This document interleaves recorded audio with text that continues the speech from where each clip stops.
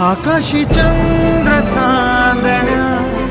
तोडून मी आणल्या, मनाचा पाळणा करू बांधून घे जरा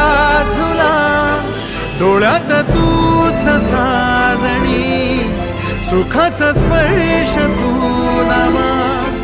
तुझ्या विना उरेन अर्थ जीवना, उजळे तुझ्या हसूने कणकण,